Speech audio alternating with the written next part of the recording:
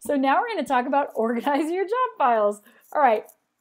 So I'm going to kind of walk you through. I think I made a little, I haven't opened this document in a while, but I made like a little kind of diagram of how I organize my stuff. So if you're, do you guys use Dropbox at all? I can't remember now. Trevor, I know he said Google. Okay. Well, regardless, the format in which you'll organize things will not change, really. It's going to be categories and what to do. So, okay. Generally speaking, there are going to be 4 different types or like statuses of leads or jobs, okay? So if you have Tim Jackson is one of 4 things in your job file. He's either active, meaning you've got a deal signed with him, the adjusters come out, he's kind of in limbo, but he's active. Capped means Tim Jackson was active, but we've built his job, collected his money, we're done.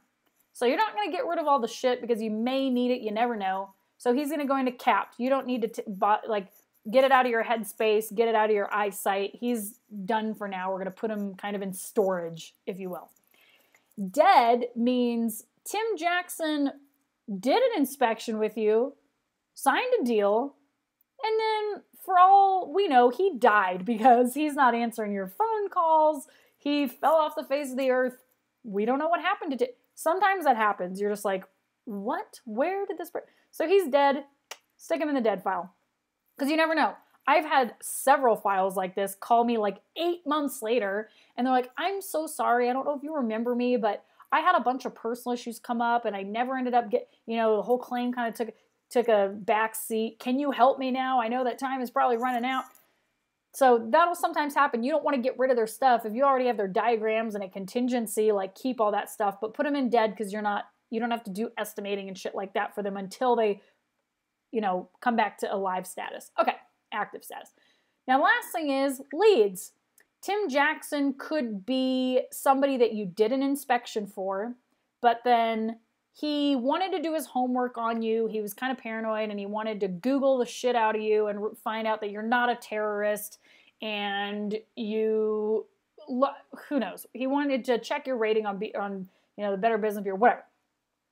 So he's somebody that you've done an inspection for. You have his contact information. You don't want to just forget about him because you could call him back in 7 days, be like, hey, Tim, it's Matt. I just want to check in with you. We're doing some builds on your street this week, and I wanted to just kind of touch base and see, did you get a chance to do your homework? Find out I'm not a terrorist? Should we move forward? What do you want to do? So you want to keep his information. You don't want to let it fall through the cracks because it could potentially turn into something. All right, so those are the 4 statuses that leads or deals will typically fall into. All right, so within those, it's going to look like this. So you can see here, this was my actual exact date. So I have active. So within my active, like for example, at one given time, I had Allwell, Ayers, Hutchins, McConnell, Sanders, and Tran. All right, so if you click on someone's name, you're going to have 2 folders for each of these people. Paperwork and photos. So the paperwork, you can see there's a ton of stuff that really goes into it. You've got the agreement and the scope. I've got the agreed price, which means that's my final contract. Actually, it's not the contingency. Build file, that just means my work order form, like how many linear feet, how many bundles of ridge, and how many squares of shingles, and yada, yada, yada, sticks of drip edge. All right.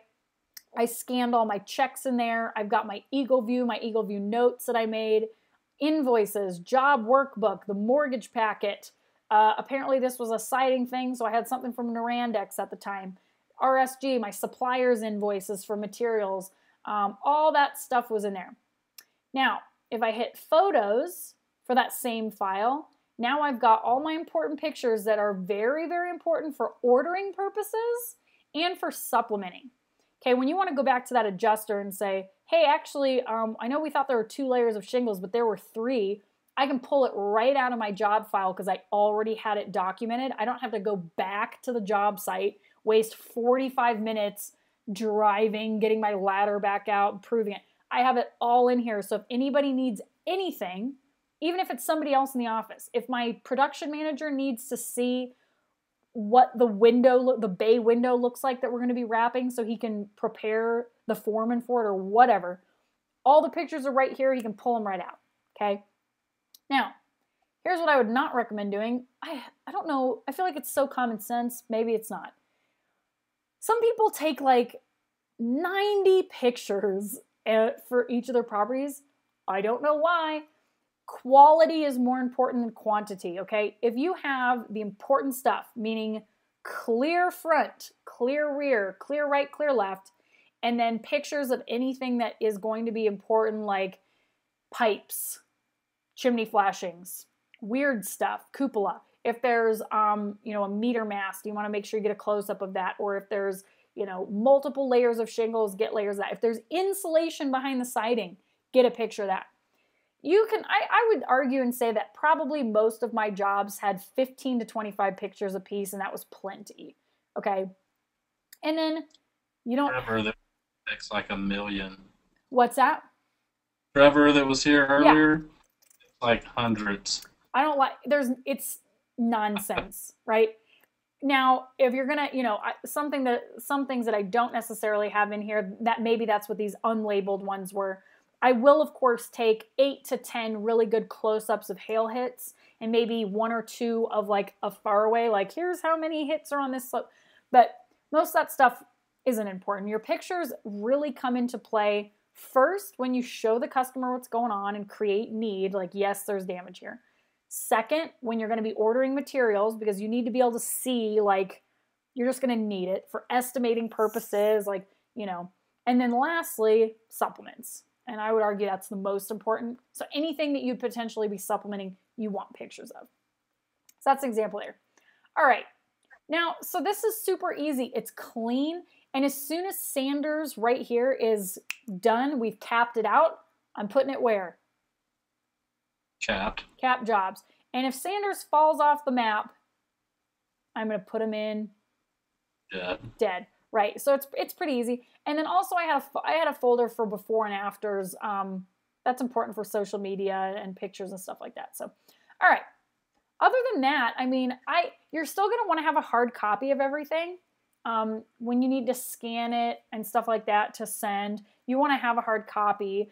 But here's the thing. Any hard copy of anything that you get, scan it into the computer, drop a digital file in a Dropbox, always. Because then you can just pull it up whenever you need it. You can email it really easily. You won't lose it. If you do lose the hard copy, which God forbid you did, you have a digital copy. But I also kept a really fat, like a 4-inch 3-ring binder, and I'd get those sleeves that allow you to have like 50 to 75 pages in each of them. And I would put all of my jobs in there as well. And one thing I would recommend doing on that is if you have a sleeve that's got Sanders in there, keep a blank piece of paper on the cover, and every time you do something with that file, write it down and date it. Like, for example, supplement sent 6/17/15. Supplement followed up 6/19/15 at 4 p.m.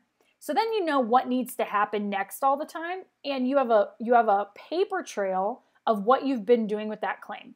I cannot tell you how important this is, because sometimes what you're going to have happen is you're going to have an adjuster or a specific claim that you have sent in correspondence literally like 11 times in the last 7 days.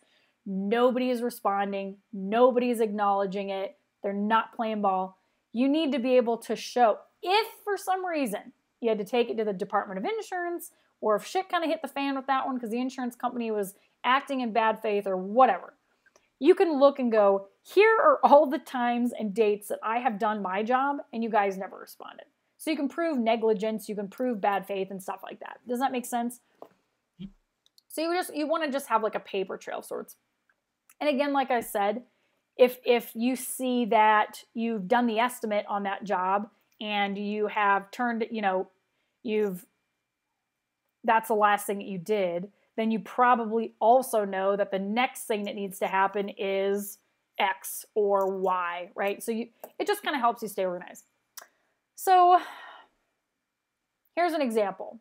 Can you see this?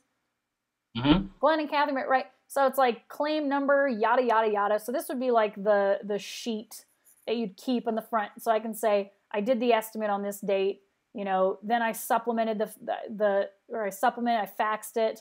The ACV check was mailed to Bank of America on this date. So I already know that that's done. Followed up, hasn't been reviewed yet. Followed up again, supplement approved, said to expect, you know. So then all this stuff is done. It's just a good idea to do it. And it might seem like it's kind of micromanagey, but it's really not. It's pretty important. The only other thing I would recommend doing, this came in handy quite often, is keep yourself another file that has like company documents in it, things that you will find that you need, like a copy of your company's W-9, a copy of your insurance, a copy of your license as a general contractor, or like copies of your subcontractor agreements with prices blacked out, of course. You know what I'm saying? So now when you have you're dealing with a supplement, you're sending something into the insurance company, it's right there. You can drop it in and attach it if you're trying to go after overhead and profit or whatever the case may be. But that's another good idea. Just having everything organized will save you so much time, and you don't have to rely on anybody else to get your shit done. It's not like I'm waiting for Tiffany to email me. It's like it's in your Dropbox. You can just attach it, right?